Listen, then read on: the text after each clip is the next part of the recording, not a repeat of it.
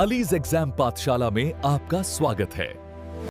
आज की इस गहन चर्चा की शुरुआत करते हुए मैं बहुत उत्साहित महसूस कर रही हूँ और श्रोताओं के लिए एक बहुत ज़रूरी टास्क भी है।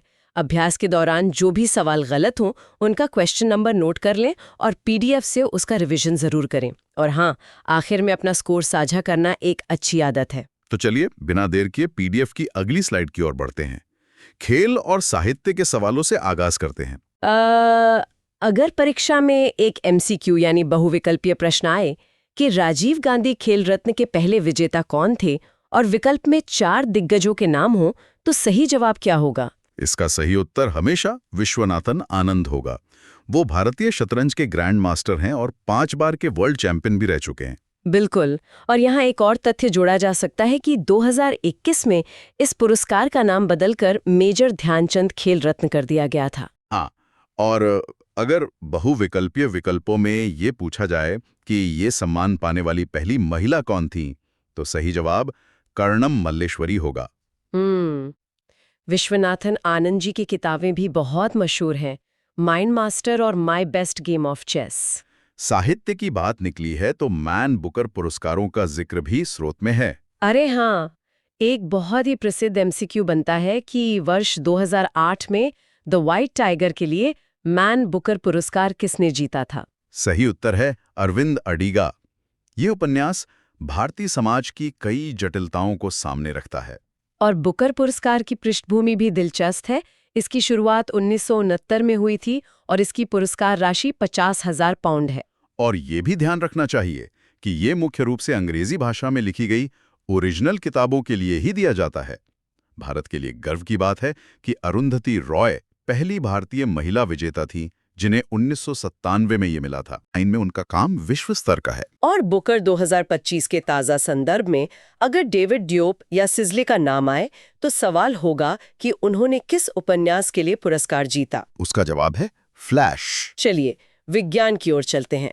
2009 के केमिस्ट्री नोबेल पुरस्कार के भारतीय विजेता वेंकटरमन रामकृष्णन, उनके साथ एडा योनाथ और थॉमस टीज सह विजेता थे। और अगर एमसीक्यू में उनका रिसर्च एरिया पूछा जाए, विकल्प ए हो राइबोसोम, विकल्प बी कुछ और, तो सही जवाब राइबोसोम की संरचना और कार्यप्रणाली का अध्ययन होगा।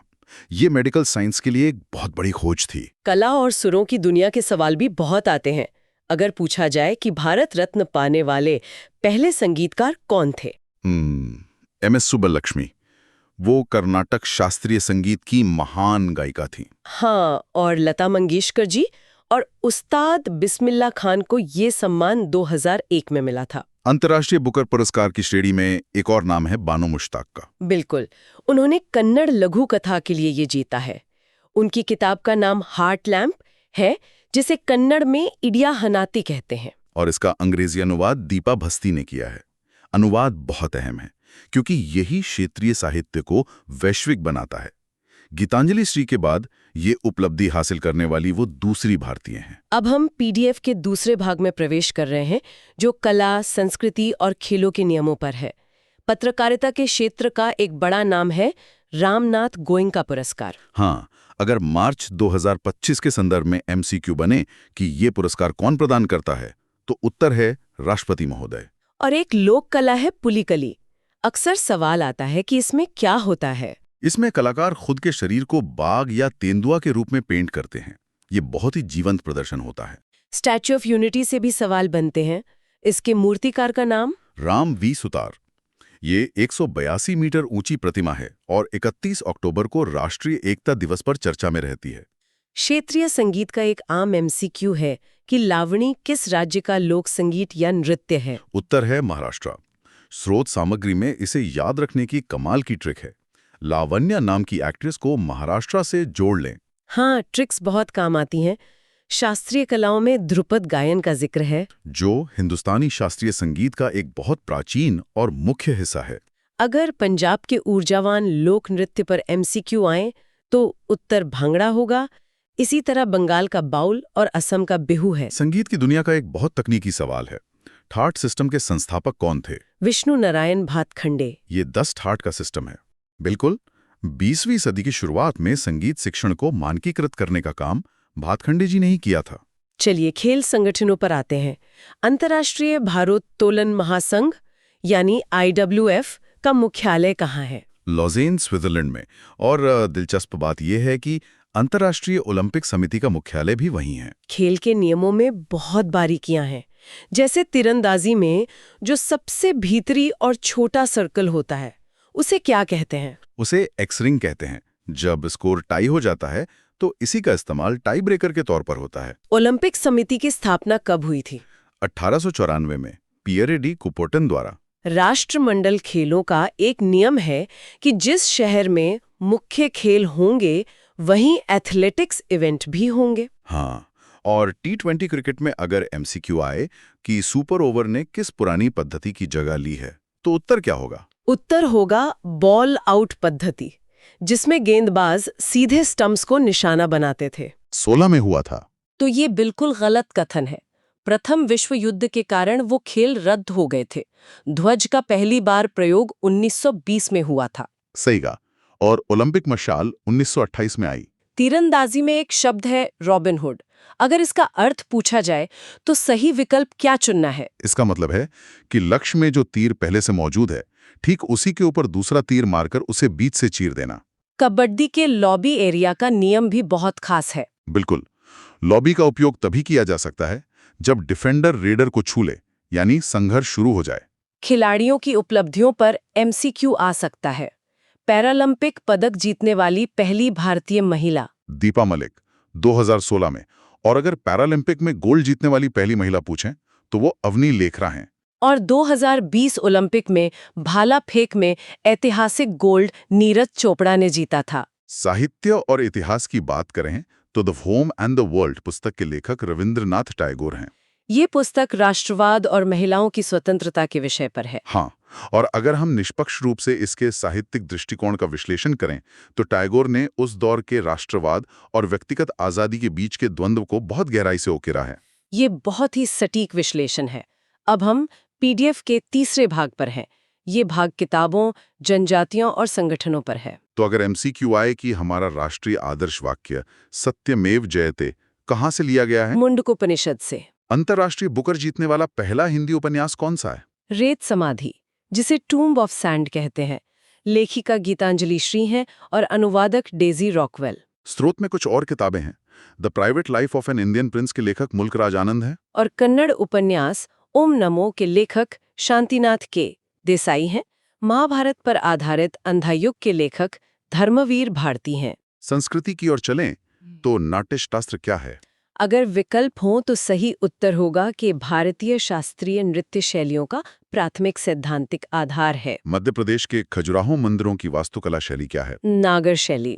इसके अलंकृत शिखर और कामुक मूर्तियां इसकी पहचान है। ओडिसी नृत्य किस देवता को समर्पित है? भगवान जगन्नाथ को। राजस्थान का कालबेलिया नृत्य, जिसे सपेरा नृत्य कहते हैं, उसे वैश्विक पहचान किसने दिलाई? गुलाबो सपेरा ने। और वसंत और रंगों का त्योहार तो हम सब जानते हैं, होली। विज्ञान संस्थानों पर एक MCQ बनता है। TIFR के पहले डायरेक्टर कौन थे? होमी जहांगीर भाभा। पहला ब्रिक्स शिखर सम्मेलन 2009 में कहाँ हुआ था? येकतेरिनबर्ग, रूस में। पूर्वोत्तर की बात करें तो असम के संस्कृति से सत्रिया नृत्य बहुत प्रमुख है। हाँ, जिसे श्रीमंत शंकर देव ने शुरू किया था। माटिया खोरा, बोरगीत और अंकिया नाट भी वहीं के हैं। माटिया खुरा दरअसल सत्रिया नृत्य से पहले की जाने वाली शारीरिक कंडीशनिंग है। दारो डकमंडा, जिसे GI टैग मिला है, वो कहाँ का वस्त्र है? मेघालय की गारो जनजाति का। और संथाल जनजाति मुख्य रूप से झारखंड, ओडिशा और पश्चिम बंगाल में पाई जाती है। चलिए अब एक मैच द फॉलोइंग यानी मिलान करने वाला MCQ हल करते हैं। ठीक है। पहला है व्यास सम्मान। इसका मिलान होगा साहित्य से। दूसरा ध्यानचंद पुरस्कार। इसे मिलाएंगे खेल में जीवन भर की उपलब्धि से। तीसरा दादा साहब फाल्के पुरस्कार। ये सिनेमा का सम्मान है। पहली फिल्म राजा हरिश्चंद्र 1913 में बनी थी। और चौथा कलिंग पुरस्कार। इसे विज्ञान के क्षेत्र से मिलाएंगे। PDF में कुछ फास्ट फैक्ट्स भी हैं। झुम्पा लाहिड़ी को साल 2000 में इंटरप्रेटर ऑफ मेलोडीज के लिए पुलित्जर मिला था। अल्फ्रेड नोबल ने 1867 में डायनामाइट का आविष्कार किया था। NFTC के नए MD 2025 में प्रकाश मखदूम बने हैं और ब्रिक्स का नया सदस्य इंडोनेशिया बना है। अब हम आखिरी और सबसे महत्वपूर्ण भाग की ओर बढ़ रहे हैं। कानून, संविधान और अर्थशास्त्र। संविधान के भाग 3 में मौलिक अधिकारों का सही क्रम क्या है? अगर एमसीक्यू में क्रम पूछा जाए तो सबसे पहले समानता का अधिकार, फिर स्वतंत्रता का अधिकार और उसके बाद शोषण के विरुद्ध अधिकार। ये अनुच्छेद 12 से 35 तक हैं। और इनकी प्रकृति वाद योग्य है, मतलब आप इनके लिए अदालत जा सकते हैं। बिल्कुल। और इसी से जुड़ी हैं अनुच्छेद 32 और 226 के तहत मिलने वाली रिट्स। पीडीएफ में 5 रिट्स बताई गई हैं। पहली है बंदी प्रत्यक्षीकरण या हेबियस कॉर्पस, जिसका अर्थ है शरीर प्रस्तुत करो।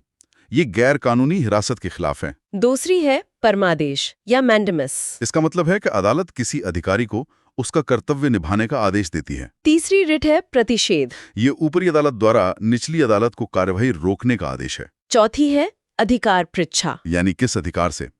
जब कोई अवैध रूप से किसी पद पर बैठ जाए। और आखिरी है उत्प्रेषण, जिसका मतलब है किसी आदेश को रद्द करना या मामले को ऊपर भेजना। निष्पक्ष रूप से देखा जाए तो ये रिट्स नागरिकों के अधिकारों की ढाल हैं। संशोधनों पर एक एमसीक्यू बहुत पूछा जाता है। 44वां संशोधन 1978 क्या है? इसके तहत संपत्ति के अधिकार को हटा दिया गया था। अब ये अनुच्छेद 300A में है। मौलिक कर्तव्यों की बात करें तो ये अनुच्छेद 51A में है। इन्हें स्वर्ण सिंह समिति की सिफारिश पर रूस से प्रेरित होकर जोड़ा गया था। 42वें और 86वें संशोधन से इनका सीधा संबंध है। राष्ट्रीय मानवाधिकार आयोग यानी NHRC की स्थापना 1993 में हुई थी। इसके अध्यक्ष पूर्व चीफ जस्टिस या जज होते हैं। और इनका कार्यकाल 3 वर्ष या 70 वर्ष की आयु तक होता है। वर्तमान में वी राम सुब्रमण्यम इसके अध्यक्ष हैं। अर्थशास्त्र से रिजर्व बैंक ऑफ इंडिया यानी RBI का ढांचा भी समझना जरूरी है। अगर एक्ट पूछा जाए तो वो 1934 है, लेकिन स्थापना 1 अप्रैल 1935 को हुई थी। और राष्ट्रीयकरण 1949 में हुआ।